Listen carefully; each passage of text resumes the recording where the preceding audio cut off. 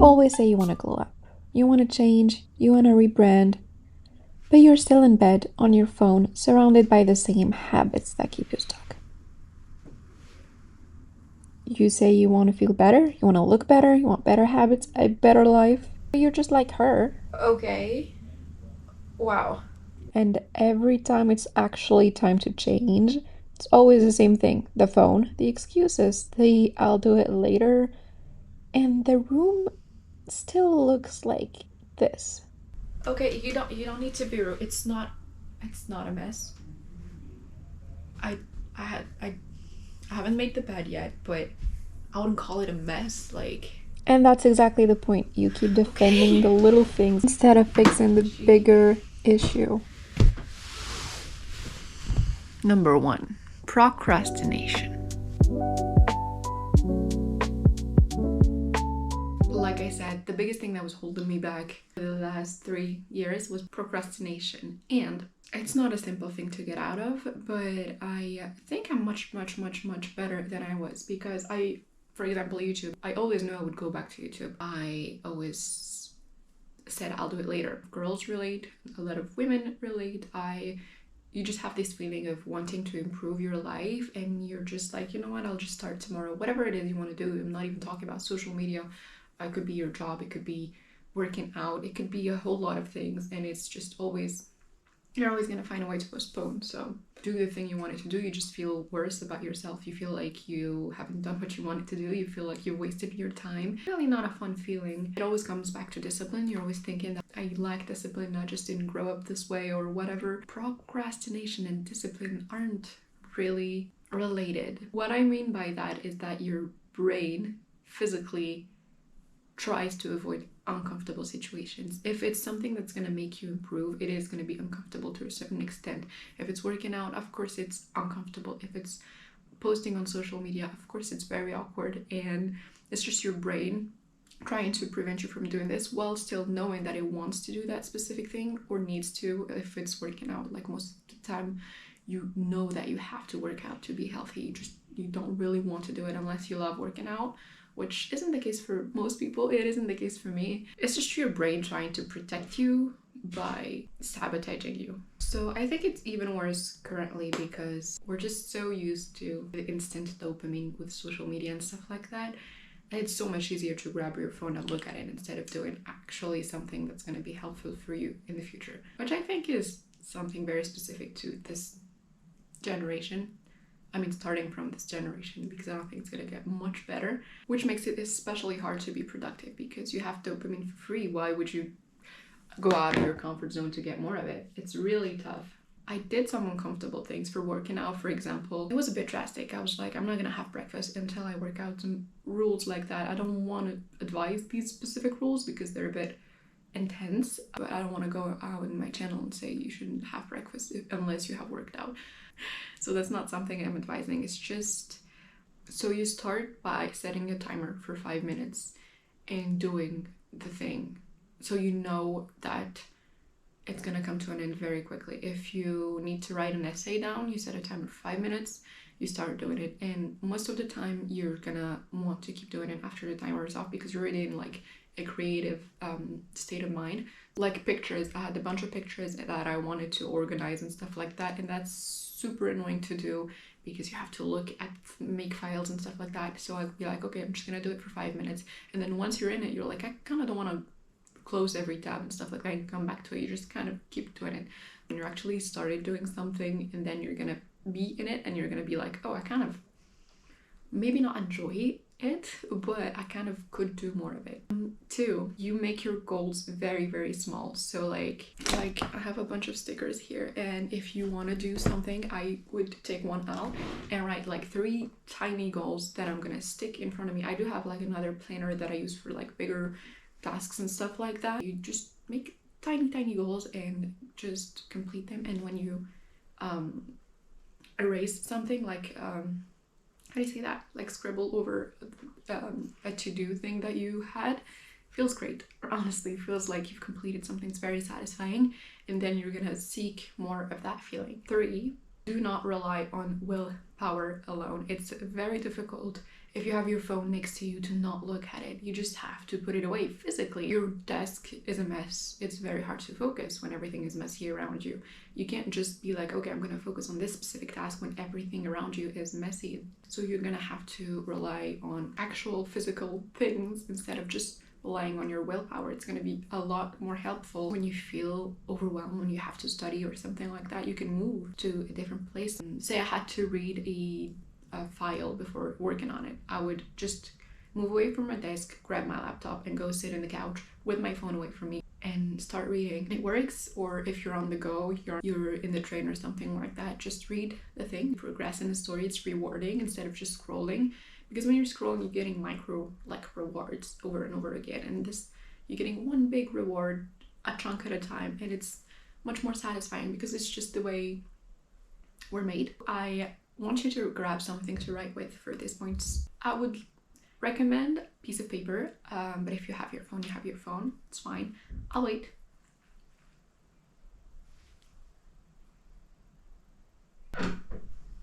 No, seriously, I'll wait. Girl. What are you even talking about? You don't even have something to write with. What? Telling people to grab something. What? No. No. Gee, okay, you're glowed up. I get it. Thank you. Hi. I have something to write with. It's very important to plan. Because that girl was telling you to plan something. She didn't plan anything. Like, oh my god. Listen, that was kind of the problem.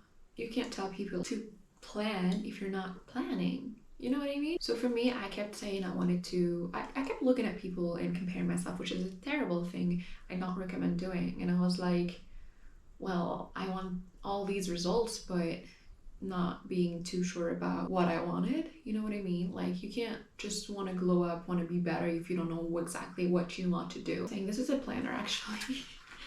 It's like day-to-day goals and stuff like that. But I mean, just grab one piece of paper and write down like 4 things you want to be in 4 different fields, like work-wise, hobbies, body-wise, like eating-wise, like every aspect of your life. And then you can work towards those specific goals, because if you're working towards something and you don't really know what it is, then it's kind of pointless. So what is it that you really want? Do you want to feel more disciplined, to like eat healthier? Do you want to look better? Do you want to feel better?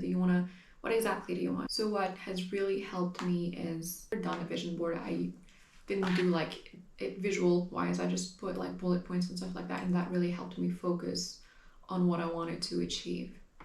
And I think it's very important. I don't see anything wrong with doing that. I know a lot of people think that vision boards are like really lame, but I think it's actually really cool. It's not just about manifesting, it's about structuring your wants so you know what you're going towards, you know. So it's not like you're wary, you're not gonna craft the perfect version of yourself in like a couple of days, but you know what you finally want to be, and you know what to do to get to where you want to be. So the planning also has really helped me. Like, I would write my weekly goals, my daily goals, and focus on it. Like, for example, drinking water was very difficult for me. I always, like, when I go to bed, I'm always like parched and it was very hard to remember it during the day, because at night I don't want to drink because I don't want to wake up to go to the bathroom at night. But anyways, that's not the point. The point is, it's really difficult for me to remember to drink water. I think it's very stupid, but it's an issue for a lot of people. I have a tracker here, so I put like drink water, and then I make sure that it was checked every day. And this, every like day I would put it on my desk, so when I sit down to work, so when I saw it, I opened it and I was like, oh shit, I didn't drink today, so I need to like really do this tomorrow. It's a very basic example, but now if I wake up in the morning and I brush my teeth first, and if I don't drink water, I can't eat anything. So I like condition myself to like first thing drink water before anything, because it's really good for your body overall, for your gut and stuff like that, to start with water. It's like one very tiny goal, but it's so satisfying to complete it. And if you apply it to such a small goal, and then you can apply it to bigger goals later on, that's why planning is very important. You feel like you've done something crazy because it's something that you put so much weight on, and now you finally managed to do that. Okay. And now we're here. All right, so next. the first thing you need to know, understanding that you don't have control over everything. Because if you feel that way, that's when you get stuck. It's just about understanding. I don't want to say the world because I don't want to pretend like I understand the world. But what I mean is, you have a lot of things that are under your control in your life, but you have a lot of things that you have zero control over in your own life. So if you put all that weight onto yourself, it's gonna feel like it weighs the world, because it does, because you don't have control over everything. Because, well, no one does. A lot of people, I'm sure, have control over crazy things that we're not even aware of, but it's just not the case for most people, and it's okay. Like, it's the way it is. It's always gonna be that way. So like, there's no point in blaming yourself for a lot of things. The only thing that is in your control is your own happiness. Yeah, it's all about mindset. If you keep thinking the same way, and you keep buying the same things, and you keep eating the same things, and you keep doing the same things and hoping that tomorrow is going to be better, it's probably not going to work. You might be lucky, you might have some changes, but it all depends on being mentally aware of where you want to go and what you have control over. For example, for my YouTube channel, I stopped forever, and I knew I'd always want to go back to it because it's something I really enjoy doing, and I haven't monetized my channel. I've made $0 from YouTube revenue, but I've done a lot of videos, and it's something I really enjoy doing. It's something I didn't post for like maybe 3 years, and it's crazy, and it's something I always knew in my mind that I wanted to go back to it because it's something I've really loved, and I had to understand that that specific thing was in my control. Like, no one's gonna make me sit down and talk and edit my videos. If I want to do something about it, I'm gonna need to wake up and do something about it. And it took me a while to understand that and go back to it, even if sometimes it's very difficult because you don't have a lot of interaction, so you just feel like your videos are going somewhere into space and nobody really cares. And you're gonna, if I'm just talking about YouTube specifically or social media, it's just one example. I'm not talking about life in general, but it's a feeling that it's very demotivating, but it's something that you need to work on. It's the same thing for, I don't know, weight loss. Maybe you're not going to see it at first. It's going to be very hard. You feel like nobody told you that you've lost weight. You don't feel it, you don't see it, but you know you're working out, and you know there are some results that are going to come, but you haven't seen anything yet. And it's very important to understand that there is a percentage of you, very rarely 100% depending on you, you know what I mean? And the percentage depending on you is the amount of work you do and the amount of understanding and motivation you have for it. So when it comes to that, it's very stupid, but like, maybe like talking to yourself first, you're like, just sit down, have a conversation with yourself. You're like, girl, what are you doing? Like, why haven't you said you were gonna like run a marathon, why haven't you like run at all? Like, how are you supposed to be ready for a marathon if you don't run once? Like, girl, what are we doing? And sometimes you just look at yourself and you're like, this is so dumb, and I'm doing something so stupid, and then you're like, but I'm kind of making sense, so like, maybe I should listen to myself a bit more. Once you're aware of that and you're aware of your impact, and that's when like the mental transition starts to happen. Physical and mental are two different things, but they are very, very, very, very closely tied, and I think that they really depend on one another. I think it's still important to look good, to feel good. Sometimes when it's more difficult for you to start mentally transitioning, maybe physically is easier because you can just buy a skincare product that's going to make you feel better. It's going to make your skin softer, and you're going to feel better about yourself. And then you can buy, I don't know, pretty mascara and just very simple things like that, and you make ready or whatever. It's not the most important thing in the world, but it's always good. I'm not even talking about makeup or hair or anything like that, just taking care of yourself, like moisturizing your skin, feeling like your body deserves to be taken care of, and that makes you feel so much better. Which is like, you know, the girl at the beginning of this video, she was telling you about glowing up, and she hadn't done any of that. So that's why I kicked her out. I was like, go get ready, wash your hair, moisturize, come back later if you want. It's not really about makeup, it's about understanding that your body is deserving of love and being taken care of. Makeup is outer, right? It makes you feel better because you look better, but skincare is like a little deeper. It's just your skin is nourished, it feels good. And working out is even deeper. It's like helping your muscles, you know, because they help you, they make you move, they help you live life, and you should be grateful to your outer body, and that way it's just gonna transition into your brain, and you're like gonna be like, oh yeah, maybe, well, I am deserving of love, I am deserving of all those things, and I want to feel better, I want to do better. And like maybe the easiest way to start, I wouldn't be able to tell you if you should start physically or mentally, because to me they're like so close together. Like sometimes I've already felt so terrible that I didn't move at all. I would stay in bed and stuff like that. It's already happened to me. I think it's happened to all of us. And just like getting up and taking a shower is like life changing. You're like, oh my god, I am clean. I am human again. So it's also about like sleeping better, forcing yourself to go to bed. I know that's not easy, but it's like so underrated. Glow up. Like when you're so exhausted, you just take a nap if you need to take a nap, and then you're just gonna feel better because you gave yourself the rest your body was craving, and then from there you can do more things just depending on how you're feeling. It's I don't want to go too far into like mental health, because it really depends on the person, on the situation. It depends on a lot of things, and it's not an easy topic. But what I mean is, as long as you understand that, you're good. I have my bag up here. It's stuck. Let me just hide it so it's not bothering anyone. Because that, if I had to see that for a whole video, it would piss me off. This, additionally, I really want to add. I know it's something you've heard a million times, but the comparison is what's gonna be the end of you. If you're gonna compare yourself to whoever, like more people who are, I don't know what they do, they just look better, or I mean, you think that they look better, or they're richer and stuff like that. That's gonna like ruin you, because it all depends on upbringing.